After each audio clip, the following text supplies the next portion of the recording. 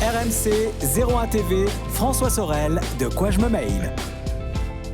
Et bonjour à toutes et à tous, bienvenue dans De quoi je me mêle, vous le savez, votre rendez-vous de la tech du week-end, le dimanche matin sur RMC. Et dès le vendredi, vous pouvez retrouver De quoi je me mêle sur le site d'RMC en audio, la version vidéo qui vous attend sur la chaîne 01 TV, sur YouTube, sur 01nettv.com et sur les box. Évidemment, je suis très heureux de vous retrouver. Au menu de ce De quoi je me mêle tout à l'heure, eh bien, on évoquera le paiement. Comment va évoluer le paiement dans les années qui viennent? Est-ce que demain, on pourra payer simplement avec la reconnaissance faciale? On parle aussi d'une carte bancaire avec à l'intérieur un système de reconnaissance d'empreintes digitales. J'évoquerai ce sujet avec mon invité, un porte-parole en fait du groupement carte bancaire. Et vous verrez que c'est passionnant, d'autant que, évidemment, il y a eu de nouveaux usages qui ont été créés concernant le paiement, depuis la Covid-19. Et puis je vous rappelle qu'à tout moment, vous pouvez nous écrire, réagir au contenu de cette émission, le hashtag DQGMM sur Twitter, la page Facebook de quoi je me mêle qui vous attend. Merci d'être là et bienvenue.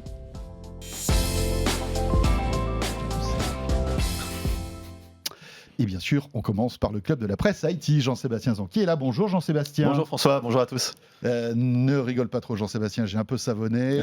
Ça arrive à Ça arrive au meilleur. Voilà. Et puis en ce moment, vous savez, il faut tout nettoyer. Donc en plus, on savonne. Et puis donc Emmanuel Paquette. Bonjour Emmanuel. Bonjour. Journaliste à l'Express qui nous fait l'amitié d'être là pour commenter l'actualité de la semaine dans le monde des nouvelles techno. Et on va commencer, alors autant vous dire que là c'est chargé cette semaine, hein. On va parler d'Apple dans un instant, mais débutons par sans doute ce qu'il y a de plus intéressant et de plus important, c'est les annonces PlayStation 5, Jean-Sébastien. Et oui, c'était la grande semaine de Sony, une semaine après Microsoft. On en a parlé la semaine dernière des nouvelles Xbox. Donc 2 versions disponibles de la PS5 le 19 novembre prochain. Une version avec lecteur Blu-ray à 499 €. Une version donc Digital Edition sans lecteur Blu-ray, seulement avec des jeux dématérialisés à 399 €. Avec aussi de nouveaux services, le service notamment PlayStation Plus Collection, qui a une sorte de catalogue de jeux PS4 qui est accessible vraiment dès le lancement de la console, accessible en ligne. Et puis évidemment de nouveaux jeux, parce qu'une nouvelle console sans nouveaux jeux, c'est pas terrible. Donc là, on va avoir droit à Final Fantasy XVI, un nouveau Spider-Man qui avait cartonné sur la PS4, souvenez-vous.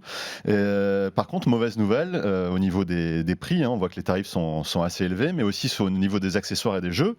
Par exemple, les jeux les plus chers maintenant vont passer de 70 € à 80 €. Et également sur la manette DualSense, qui est 10 € plus cher que la DualShock de la PS4, donc elle coûtera 70 au lieu de 60 €. Eh bien dites-moi.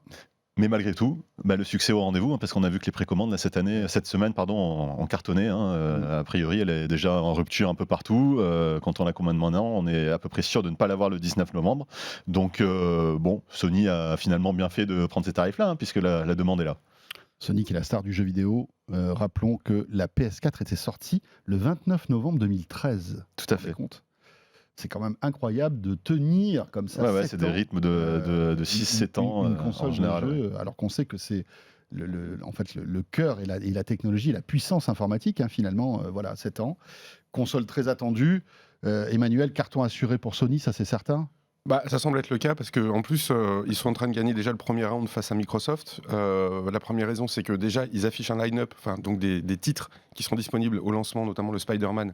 Bon, c'est facile pour Sony, puisque Sony Pictures, c'est la licence Spider-Man. Donc, voilà, mais Microsoft, par exemple, n'a pas de Halo au lancement de la Xbox. Donc, ils n'ont pas de gros titres attendus. Ça arrivera un petit peu plus tard. Donc, c'est vrai, de ce point de vue-là, les analystes considèrent déjà que c'est Sony qui a gagné le premier round ils s'attendent entre 4 et 5 millions de PlayStation 5 vendus d'ici le mois de décembre, contre 3 et 4 pour la Xbox. Donc après, on verra effectivement si les précommandes sont aussi fortes aux États-Unis qu'en Europe.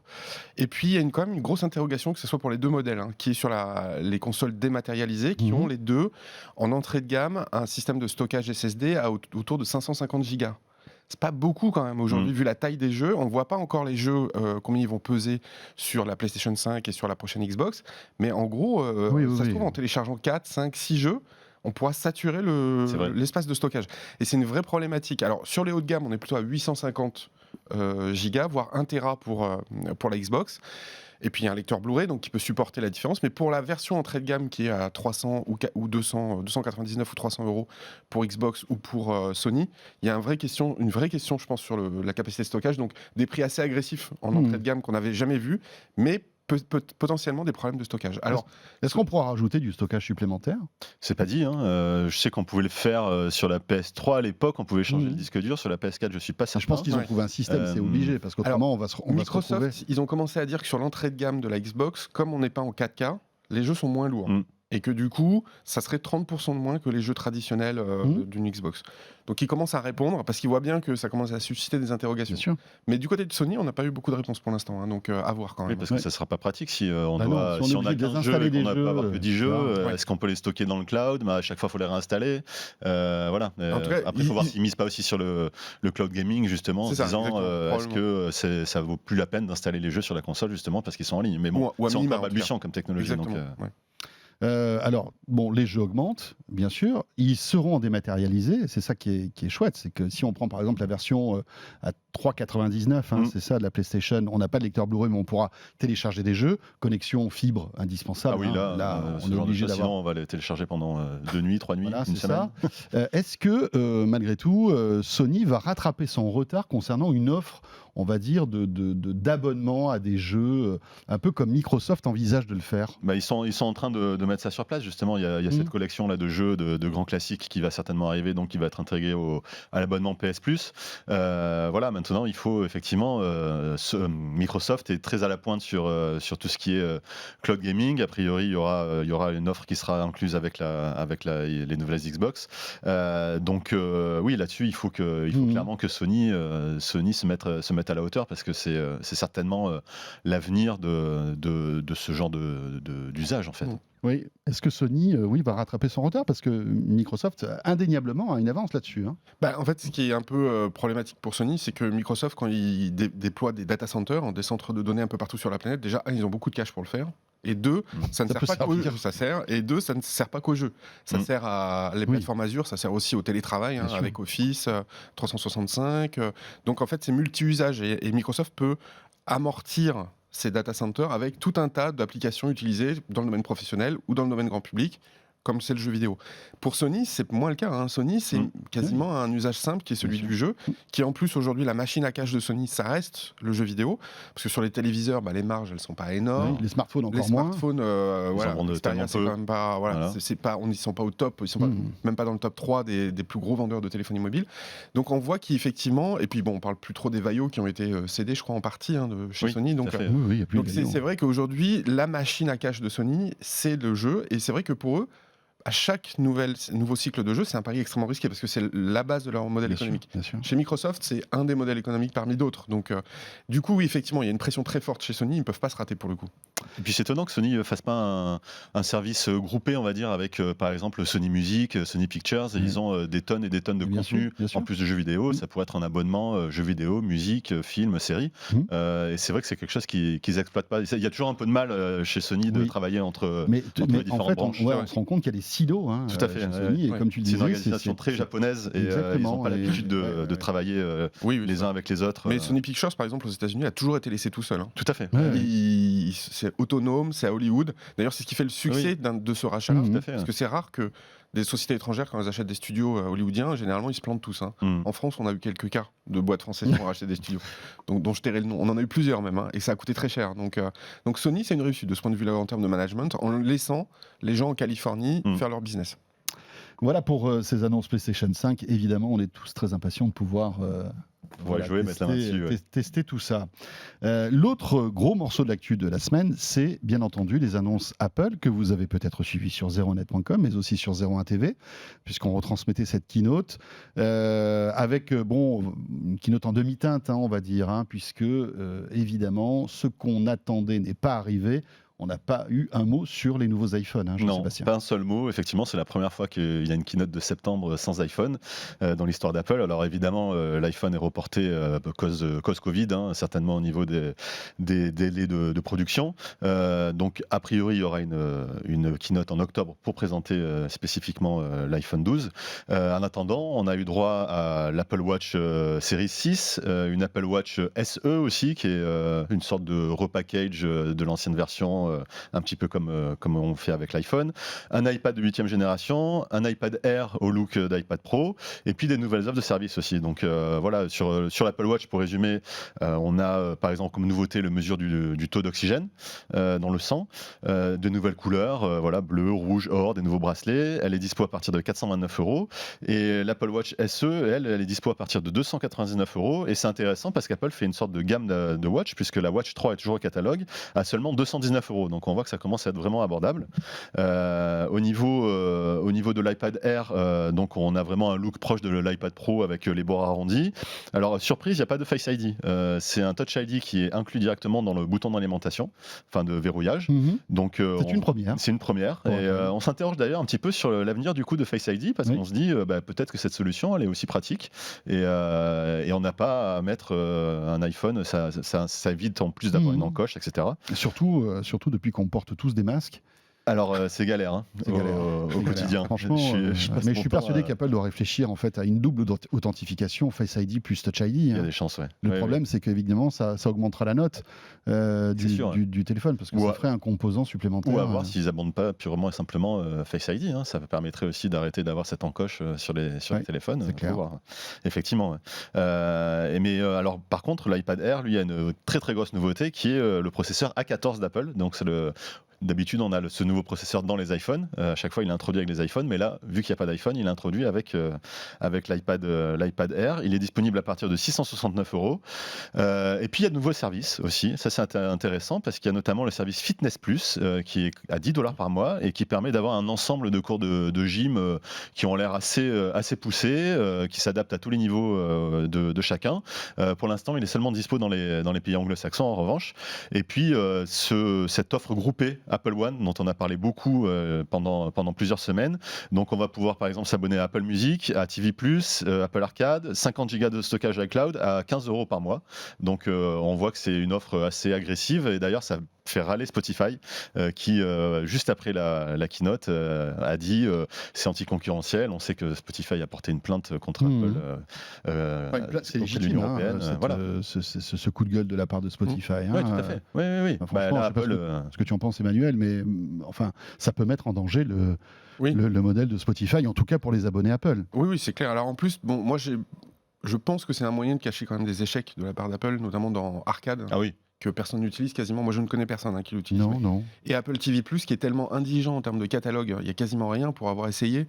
On en fait vite le tour. C'est pas un Netflix, c'est pas un quasi gratuit d'ailleurs, puisque à partir du moment où on achète un iPhone, on produit Apple, on l'a gratuitement pendant un an. C'est ça. Voilà. Et je pense que les mettre tous ensemble, c'est camouflé à mettre un peu la poussière sous le tapis. Parce que Apple Music, pour le coup, se porte plutôt bien pour le coup. Donc la musique fonctionne bien. Mais en mettant tout ça ensemble, on se dit tiens, peut-être que ça peut relancer Arcade et Apple TV+. Voilà. Donc mais c'est tenable de la part d'Apple par rapport justement à ce que dénonce Spotify. Alors, ce que dénonce Spotify, c'est pas tant qu'il y ait une offre groupée que le fait que Apple la pousse de manière agressive sur ses terminaux et dans ses offres commerciales et que Spotify ne jouit pas de la même mise en avant d'une certaine façon. C'est un peu comme dans Carrefour où vous avez vous savez les têtes de gondole là. Bien sûr. Et c'est comme si Apple se réservait toutes les têtes de gondole parce que c'est lui-même le Carrefour et qui mettait ses meilleurs produits au vu et au su de tout le monde. Qui mettait Spotify en dessous, en bas à côté de l'ascenseur. Ou sinon Spotify doit payer pour remonter un peu. Voilà. Donc effectivement, on peut comprendre que cette intégration verticale de distributeurs et de créateurs de contenu, de plateformes de contenu, crée un vrai problème, surtout quand on est en position dominante dans la téléphonie mobile avec deux acteurs seulement. Et puis il y a aussi peut-être un problème de distorsion commerciale parce que à 15 €, le service d'Apple Music ne coûte plus 10 € finalement. Ah non, c'est 5 € de plus qu'Apple Music. Voilà, c'est ça aussi le problème, c'est que l'offre concurrente de Spotify est à 10 €. Oui. Voilà, donc il y a peut-être aussi ce problème-là. C'est ça. Et puis la commission, Apple se la reverse, de toute façon. La commission de 30%, oui, voilà. Ils se la prennent de la poche droite, ils se la mettent dans la poche gauche. Donc, je ne suis même pas sûr qu'ils se la prennent. Parce que si, je pense qu'ils sont obligés. Ils sont obligés de se la prendre. problème de concurrence, Ah justement. oui, je pense, d'accord. parce qu'en plus, c'est ça, les services tiers, comme ils avaient cette commission de 30%, souvent, si on s'abonnait via son compte Apple, le prix était plus élevé que si on s'abonnait directement auprès de Spotify. Ouais. Donc c'était vraiment compliqué pour. Emmanuel, concernant les annonces Apple, pas d'iPhone, c'était prévisible. On en avait parlé il y a quelques semaines. Un analyste, Jean-Sébastien, avait très bien repéré l'analyste qui avait dit il n'y aura pas d'iPhone 12 à la keynote. Donc il avait une nouvelle fois raison. Exactement. Voilà. Donc de ce point de vue-là, alors les marchés on peut apprécier puisque le titre a un peu dégringolé pendant la keynote, ce qui est généralement c'est l'inverse, le titre monte quand il y a une keynote. En revanche là vraiment avec le fitness notamment, on voit l'accélération dans les services. Oui. Juste faut réaliser qu'il y a un an, Apple faisait à peu près 10% de son chiffre d'affaires dans les services. Aujourd'hui, c'est 20. Donc après, quand il lance Apple One avec tous ses services mis en commun, donc bundlés comme on dit, et puis des services qui sont à la limite de la santé et du bien-être, parce que si on va du côté santé, du coup, il faut des autorisations de la FDA aux États-Unis. Donc ils font attention de ne pas aller trop dans le médical. Ils mettent un peu un orteil dedans, mais pas trop. Donc ils restent sur la frontière du bien-être, parce que là, il n'y a pas de contrainte de régulation. On fait à peu près ce qu'on veut. Mais on voit bien qu'ils accélèrent sur les services avec cet abonnement à 9,99 c'est ça par mois. Tout à fait. Et on voit la stratégie de Tim Cook de basculer tout doucement avec l'iPhone qui se vend un peu moins bien, même si là ça rebondit ces derniers temps, basculer vers un Apple vraiment une force de frappe dans les services. Donc on attend un nouvel iPhone dans un mois, c'est ça, si tout va bien. Ça doit être quand même assez j'imagine ceux qui travaillent avec la supply chain d'Apple du côté de Shenzhen, ça doit être assez costaud là quand même. Ça doit être sympa à gérer cette année. Ça doit être vraiment passionnant même à vivre, parce que avec toutes les contraintes qu'il y a eu, puisque plus aucun ingénieur ne pouvait aller en Chine par exemple. Exactement. Et je crois que c'est toujours le cas d'ailleurs. Je crois que c'est compliqué. Donc imaginez faire ça à 10 000 ou 15 000 km, ça doit être un truc de dingue. Avec le décalage horaire et tout. En plus, avec le décalage horaire, voilà. On enchaîne avec la 5G. Alors ça, gros sujet aussi, parce que là, tout se joue en ce moment. Là, on est dans une période vraiment charnière de la 5G en France. On va essayer de tout vous expliquer. Jean-Sébastien, où en est-on ? Oui, alors on en est que le débat continue. Cette semaine a été encore agitée en matière de débat, parce que ce sont d'abord des élus de gauche et écologistes, parmi lesquels Yannick Jadot, Jean-Luc Mélenchon, qui avaient publié une tribune dans le journal du dimanche dernier, demandant un moratoire tout simplement sur la 5G. Donc en gros, ils proposent un débat démocratique jusqu'à l'été 2021 et ils demandent également que la priorité soit mise sur la réduction de la fracture numérique en fait, avant la 5G. Et pour eux, ils pensent que l'ouverture des enchères intervient sans étude d'impact climatique et environnemental et aucune consultation publique préalable. Donc c'est ce qu'ils avancent comme argument. Mais quelques jours après, c'est un rapport qui a été remis au gouvernement qui compile les données de 26 pays dans lesquels la 5G a déjà été lancée. Et ce rapport estime que l'augmentation de l'exposition aux ondes devrait être assez modérée par la 5G et n'a pas d'effet néfaste à court terme. Donc on attend quand même le rapport de l'ANSES, qui est très très attendu, l'autorité de santé, qui sera publié au premier trimestre 2021 et qui lui fera certainement référence et essaiera peut-être de clore les débats ou en tout cas de les calmer un petit peu, mais c'est pas sûr. Moi, je suis pas persuadé que ça réglera pas tous les problèmes. Je pense pas non plus. On sait qu'il y a des gens qui contesteront cette étude d'une manière ou d'une autre. L'ANSES eux-mêmes disent qu'ils n'ont pas nécessairement un avis définitif sur tout. Bien sûr, parce qu'on est dans un domaine évidemment. Voilà. Et c'est jamais des avis tranchés en plus, ces études-là. C'est plutôt des recommandations ou des choses comme ça. Oui, bien sûr. Et puis c'est sur des recherches en cours aussi, sur des phénomènes nouveaux. Donc, et l'étude de l'ANSES évoquera en fait les ondes millimétriques de la 5G. En fait, il y a les deux. Il y a, là, parce qu'on va parler des enchères qui arrivent donc le 29 sur la bande de fréquence des 3,5 gigahertz. Et effectivement, après, il y a les ondes millimétriques qui sont sur des fréquences beaucoup plus élevées. On est sur du 24 ou 26 de mémoire. 26 gigahertz. 26 gigahertz, c'est ça. Et les ondes millimétriques, alors là, pour ceux qui... de ce que j'ai compris, c'était dans les mêmes zones de fréquence que votre four à micro-ondes. Donc tout de suite... Vous voyez, ça peut faire peur. Et l'autre chose, c'est comme c'est sur des fréquences qui sont élevées, elles ne portent pas très loin. Elles portent loin, mais en revanche, elles ne pénètrent pas les bâtiments, elles ne pénètrent pas très bien la peau. Donc on peut dire qu'on n'est pas exposé, on est moins exposé sur des fréquences hautes. En revanche, il va falloir mettre des antennes. Alors c'est là où je pense qu'il va y avoir un débat, et c'est là où, à mon sens, il faudrait qu'il y ait un débat, ce qu'on appelle des small cells, c'est-à-dire qu'après les grandes antennes que vous voyez un peu partout, dans les grandes villes qui couvrent... qui sont sur les points hauts, qui couvrent la 4G ou la 3G. Voilà, et qui fera la même chose pour la 5G. Il faudra densifier le réseau dans certaines villes, dans des villes denses, avec des petites antennes qui sont à hauteur en gros d'un abribus ou Ce qui est déjà le cas pour la 4G. Hein. Il y a plein d'endroits, en fait, vous prenez par exemple un centre commercial, il y a des mini-antennes 4G qui sont un peu disséminées partout. Alors généralement c'est des répéteurs là pour le coup. D'accord. C'est-à-dire, ça répète Le signal pour pas que effectivement que vous le perdiez quand vous êtes en ce qu'on appelle en deep indoor ou en indoor, c'est-à-dire dans des zones avec des murs ou vraiment dans un sous-sol ou dans un parking. Donc il faut mettre des répéteurs pour amplifier le signal.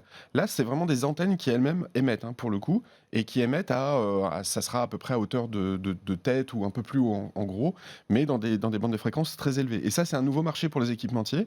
Ils aimeraient bien vendre un maximum de ces petites cellules. Et c'est vrai que ça peut poser des questions parce que on peut éventuellement les voir fleurir un peu partout, en dehors des grandes antennes qu'on voit déjà aujourd'hui. Donc effectivement, on peut se poser des questions. Enfin, c'est légitime de se poser des questions. Bien sûr, tout à fait. En revanche, moi, c'est vrai que surtout sur le 26 GHz. Hein. Surtout sur le 26 GHz, parce que effectivement. Après, ce ne sont pas les mêmes puissances du tout. Non, c'est-à-dire c'est pas les mêmes voltages. On compare, on dit voilà, c'est les mêmes fréquences que le micro-ondes. Alors, il ne faut pas les vérifier. Il faut déjà vérifier cette information. Et puis, évidemment, ce n'est pas du tout la même puissance. C'est infinitésimal. Oui. Voilà. Et je pense que quand on reste devant son micro-ondes, en train de voir sa tasse tourner, on se prend plus d'ondes du micro-ondes que de la 5G à 26 GHz, je pense. Alors, je ne dis pas que ce sont des fréquences micro-ondes, hein, je dis que c'est dans les mêmes, dans le même spectre. Dans le même spectre. Donc, il y a une caractéristique qu'on oublie aussi, c'est que sur la 5G, il va y avoir des systèmes de beamforming, comme on dit, qui va directement envoyer le signal sur les appareils et qui en fait n'arrose pas absolument tout l'environnement en fait. Donc on peut se dire aussi. On a des arguments qui sont contradictoires. Voilà. Il y a l'argument de dire en termes d'énergie, ça consomme moins parce qu'en fait l'antenne va viser les terminaux. Donc s'il y a 2 terminaux couverts par l'antenne, et puis elle s'éteint toute seule si personne ne la sollicite. Voilà, exactement. Si elle ne voit pas dans son environnement un terminal 5G, elle se met en veille. Effectivement, elle s'endort d'une certaine façon. Donc là, au niveau énergétique, on peut se dire c'est pas si mal. Et puis d'un côté sanitaire, on peut se dire oui, mais moi si j'arrive avec mon téléphone et que l'antenne me voit et me vise et qu'elle m'envoie le flux en direct, là, on peut se dire effectivement, ça fait un peu peur. Oui. Bon, voilà. Alors la réponse, c'est de dire, c'est ce que disait le président de l'ARCEP, c'est que là, quand vous avez un terminal 5G, vous savez que vous êtes visé par l'antenne et vous choisissez d'être visé. Donc c'est un argument comme un autre.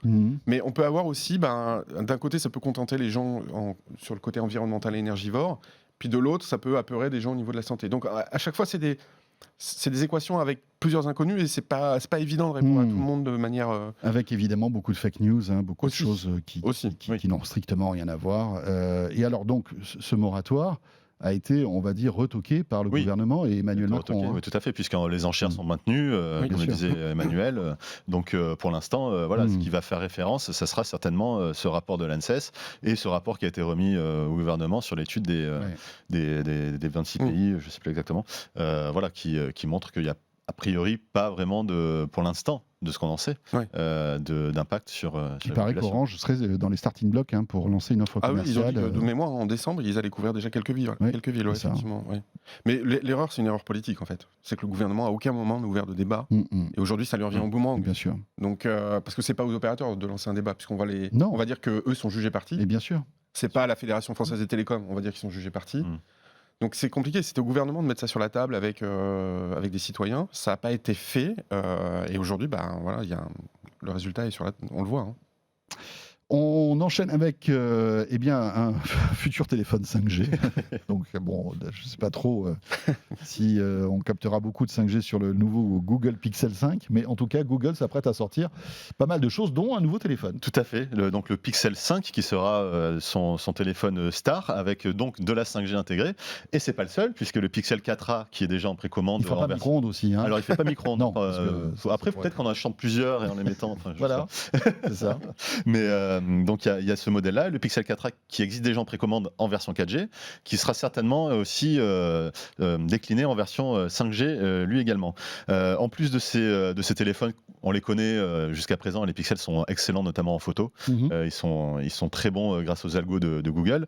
En plus de ce téléphone, il y aura certainement aussi cette Chromecast qui est très attendue, donc ce boîtier TV avec cette fois-ci une télécommande, donc on n'aura plus besoin d'avoir son smartphone pour pouvoir envoyer déployer du contenu sur son téléviseur, avec certainement une vraie interface, la possibilité d'installer des applications Android TV, donc concurrent total de l'Apple TV.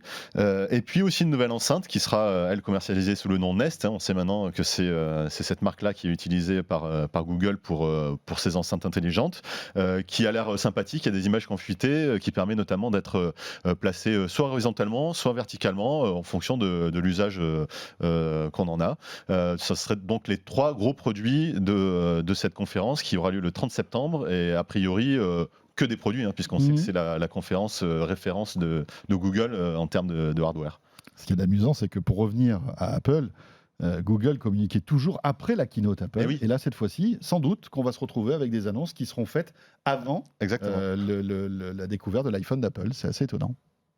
Oui, sachant que pour l'instant, Google n'a pas vraiment percé non plus. Non, évidemment, on n'est pas dans la même cour. On ne joue pas dans la même cour, bien sûr. Effectivement, ouais. Mais bon, c'est assez savoureux. Pour terminer, une information économique, mais qui évidemment est intimement liée à la tech. C'est Nvidia qui rachète la pépite ARM. Tout à fait, c'est l'info business de la semaine, comme tu disais. C'est vraiment un rapprochement de 2 immenses acteurs du monde de la tech. Nvidia a donc déboursé 40 milliards de dollars pour acheter ARM, donc 21 milliards en actions. Il a racheté auprès du japonais SoftBank qui possédait ARM jusqu'à présent. Donc Nvidia, vous connaissez, il consomme notamment les cartes graphiques qu'on a dans tous les PC pour le gaming, etc. Mais pas seulement. ARM met aussi au point l'architecture des puces modernes qu'on trouve dans les smartphones, dans les objets connectés, dans certaines consoles, dans la Switch par exemple, dans les voitures aussi également. Donc entre la course aux performances de Nvidia, qui est vraiment très fort sur ce point, et le savoir-faire en économie d'énergie, on va dire, d'ARM, c'est une coopération qui quand même risque de faire des étincelles. Nvidia en plus pèse de plus en plus dans tout ce qui est intelligence artificielle, et les sociétés ont d'ailleurs déjà annoncé qu'elles allaient mettre au point un supercalculateur à Cambridge en Angleterre, qui est le siège social d'ARM, qui est une société britannique. Donc en gros, l'objectif, comme disaient 2 patrons, c'est vraiment de créer quelque chose d'assez unique dans le monde des semi-conducteurs. C'est pas de mettre forcément en commun complètement leur savoir-faire, mais vraiment d'arriver à compléter chacun des savoir-faire par celui de l'autre. Donc on a hâte de voir ce que ça peut donner en matière d'évolution des puces ARM, d'intelligence artificielle, de gaming. Ça peut être une association très fructueuse en tout cas. Voilà, une transaction à 40 milliards de dollars. Nvidia rentre dans la cour des grands là, d'un coup, avec cette acquisition. Il était déjà, mais là c'est vrai que il change de dimension pour le coup, et surtout c'est le monde de demain, comme le disait Jean-Sébastien, c'est l'intelligence artificielle, les voitures autonomes. C'est la puissance de calcul. C'est la puissance de calcul. Dire, on en a de plus en plus besoin. Exactement. Avec peut-être en ligne de mire l'informatique quantique, qui est de plus en plus... Oui, alors c'est vrai aussi, ce qui est troublant, on en revient toujours à Apple, mais ARM doit équiper les prochains MacBook, Mac, donc ça veut dire que ça sera du Nvidia. Mais moi pour autant, j'attends de voir, parce que je suis un peu dubitatif sur cette opération, parce qu'en fait ça suscite beaucoup de problèmes de souveraineté.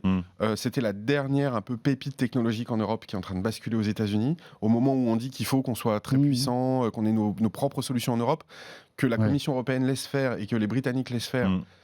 C'est un peu troublant quand même, parce que ARM, c'est vraiment un des derniers fleurons quand même, de la high-tech européenne. Donc le laisser partir aux Américains, on peut se dire, est-ce que c'est vraiment bien pour l'avenir de l'Europe? On peut se poser la question. Et puis deuxième élément... dit, l'Angleterre et l'Europe, ça devient de plus en plus compliqué. C'est vrai aussi, c'est plus totalement l'Europe. Il y a beaucoup plus d'accointances maintenant entre les US et l'Angleterre que finalement l'Angleterre et l'Europe. Et alors, c'est vrai, sauf que la Commission européenne doit donner son avis quand même, jusqu'au 31 décembre 2020. Donc, mais ça va prendre 18 mois cette acquisition. Donc, et c'est là où il peut y avoir un autre souci, c'est qu'il se trouve que ARM a une joint venture en Chine, parce qu'ils sont obligés d'être en joint venture pour le marché chinois, et ils équipent Huawei, indirectement Oppo, toutes les grandes marques chinoises de téléphonie mobile. Et si demain ça devient américain et que Trump dit vous arrêtez, Nvidia arrête d'exporter les technologies ARM en Chine, c'est toute l'industrie des smartphones chinois qui tombe. Et donc la Chine est en train de dire... c'est des milliards de revenus qui disparaissent pour ARM. Voilà. Et vous pouvez tuer, Trump peut tuer la high-tech, bien sûr. La high-tech chinoise. Donc les autorités de Pékin, qui vont devoir donner leur autorité, commencent à dire... on va vraiment regarder de près cette opération. Donc je pense qu'il va y avoir quand même des remous du côté de la Chine. C'est pas fait encore. Voilà. Donc ça ne veut pas dire que ça ne se fera pas, mais je pense que ça va être plus compliqué qu'on ne le pense. passionnant tout ça. Tout à fait. Merci à tous les deux. Merci, Merci. Jean-Sébastien Zanqui, Emmanuel Paquette pour Merci. toujours tes analyses très fines. Merci. Évidemment, on peut lire Jean-Sébastien sur 01net.com. Ce de quoi je me mêle se poursuit dans un instant. On va parler du paiement. Alors le paiement sur mobile, sur montre, sur objets connectés, mais aussi avec la bonne vieille carte. Vous verrez que ce paiement évolue avec le sans contact. Et surtout, comment va-t-il se transformer dans les années qui viennent? On en parle avec mon invité. Je reçois le porte-parole du groupement carte bancaire CB. A tout de suite. De quoi je me mail sur RMC et 01 TV.